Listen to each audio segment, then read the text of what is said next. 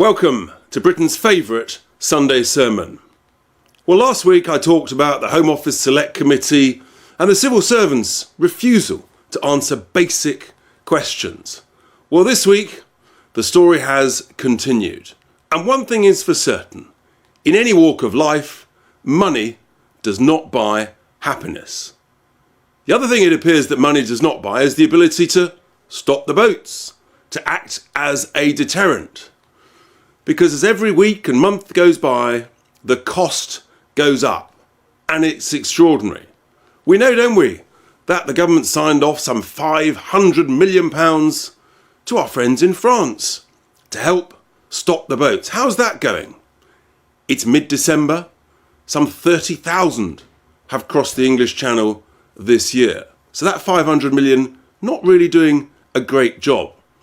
And now we hear that the money that's been sent to Rwanda in order to help act as a deterrent, if we were possibly to ever send migrants to Rwanda, we thought it was 140 million.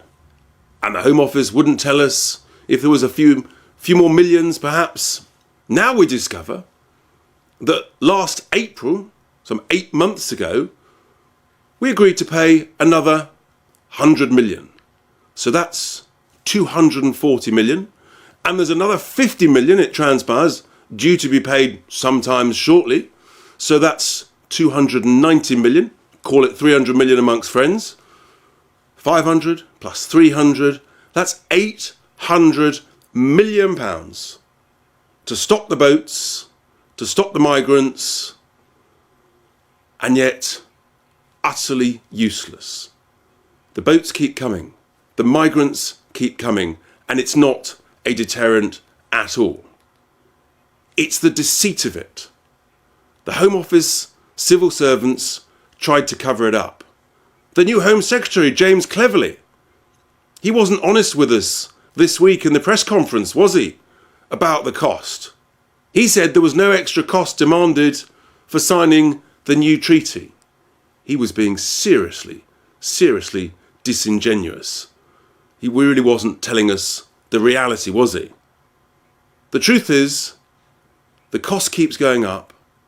Politicians, civil servants, they're acting with a complete, callous disregard for our money. Now the Prime Minister tells us he's got the toughest bill ever in order to stop the boats, to act as a deterrent. But it's been quite a week.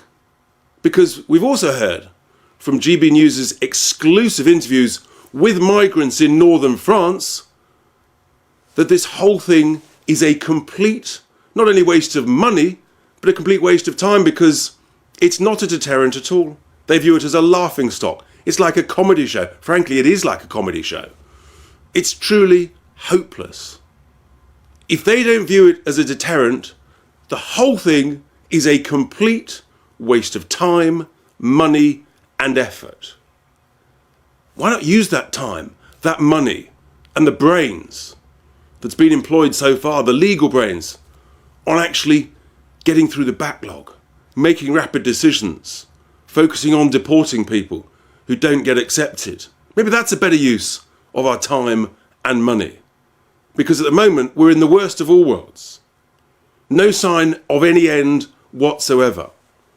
And it's leading to complete civil war within the governing party, and a complete loss of confidence by ordinary folk up and down the country who are furious at what's happening to our communities and everything around us, whilst this just goes on and on. It'll only stop when someone has the courage to do what Australia did. You can't buy happiness. You can't buy your way out of the migrant crisis.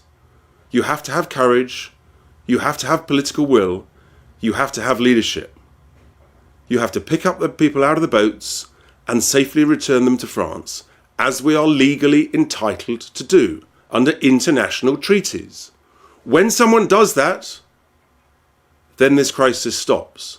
Not only here, but in the Mediterranean.